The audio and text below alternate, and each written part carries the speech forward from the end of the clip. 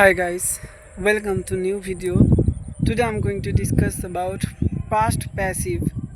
You know very well, passive plays too much vital role in speaking. Truth be told, like if you don't even have any idea about passive, somehow you need to start work on passive. Start working on passive.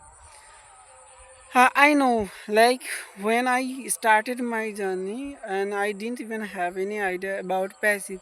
So someone said to me, "Oh, Sabir, you should start, practicing or start learn passive because when you're going to give some sentence formation or advanced sentence formation, then you need to apply the passive. Otherwise, you can't even give. Like you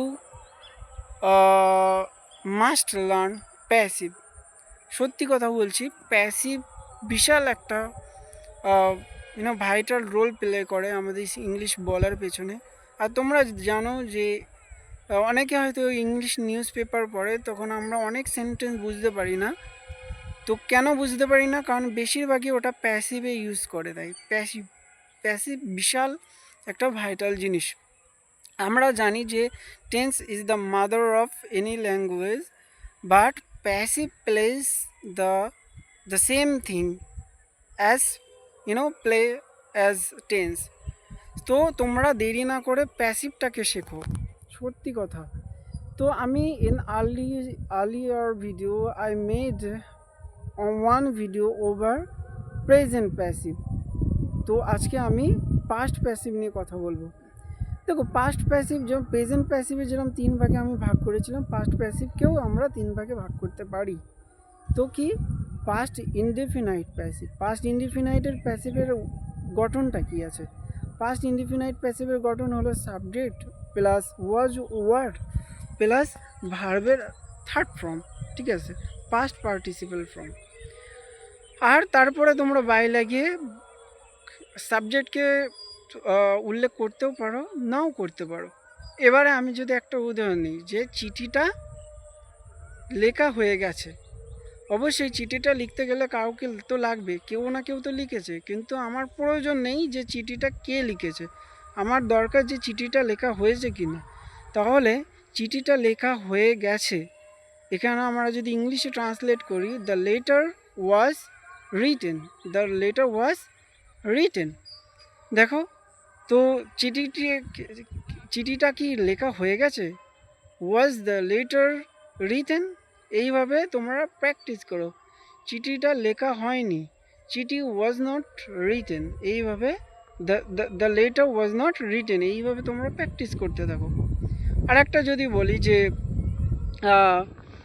আমার মায়ের রান্না হয়ে গেছে, মা রান্না করেছে, রান্নাটা মায়ের দ্বারা হয়ে গেছে, বা বা রান্নাটা কমপ্লিট আমার মায়ের দ্বারা, তাহলে আমি কি বলবো? The food was made by my mom. আমার রান্নাটা আমার মায়ের দ্বারা হয়নি, the food was not made by my mom. তোমরা এইভাবে প্র্যাকটিস করতে থাকো, ঠিক আছে। জানালাটা খোলা হয়ে গেছে।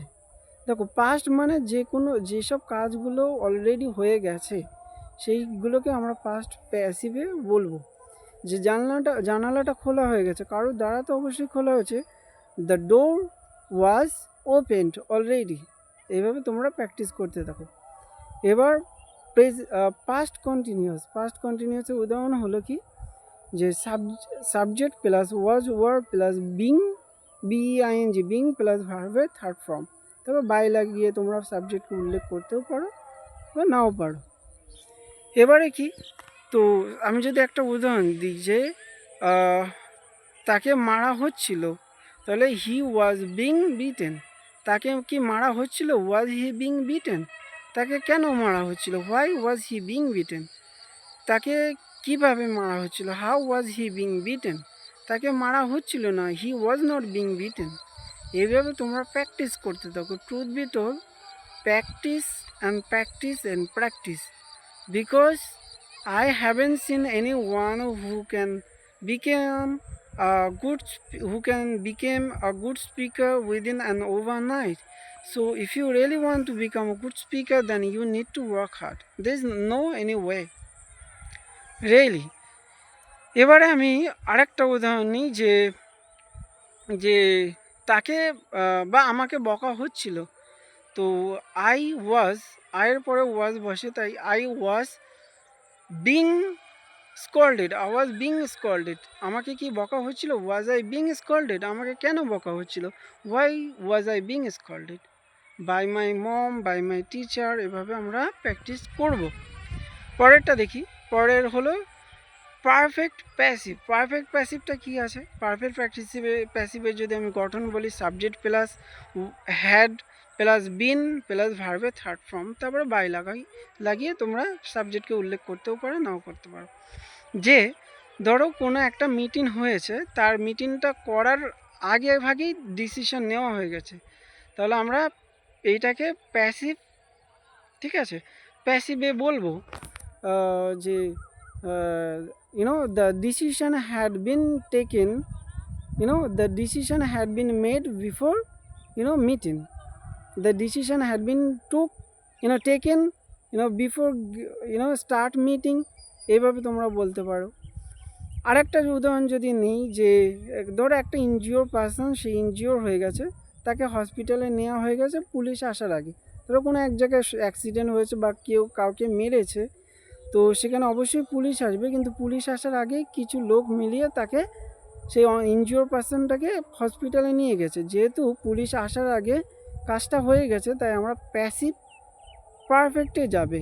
এবার কি, যেহেতু কাজটা সেই ইনজিওর পারসন নিজে নিজে করেনি, কারোর দ্বারা হয়েছে, এই জন্য আমরা প্যাসিভ উল্লেখ করব। তাহলে কীভাবে? The wanted person had been taken to the hospital before police came. তাকে কি হসপিটালে নিয়ে যাওয়া হয়েছিল পুলিশ আসার আগে? Had the injured person taken to the had the injured person been taken to the hospital before police came. এইভাবে তোমরা কনস্ট্যান্টলি প্র্যাকটিস করো। Practice make man perfect again. আর তোমাদেরকে হাজার খানেক সেন্টেন্স এইভাবে বানাতে হবে, নতুন নতুন সেন্টেন্স তোমরা নিজেরাই ক্রিয়েট করো। দেখো, আমাদের হয়তো অনেক সময় থাকে না, কিন্তু তোমরা মনে মনে কাজে, while working at home, while doing household chores, you can speak with yourself. You are the one who can help yourself. There is no one.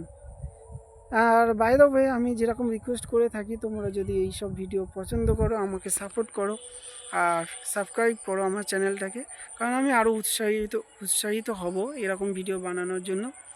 আর আমি বলছি না আমি খুবই ভালো স্পিকার, আমিও শিখছি, সঙ্গে সঙ্গে চেষ্টা করছি নলেজটাকে স্প্রেড করার। তো থ্যাংক ইউ ভাই, থ্যাংক ইউ আমার বোন বা ভাই যেই হও। Nice to meet you, and definitely and inshallah I will make this kind of video again. So thank you, keep on working and keep on practicing and stay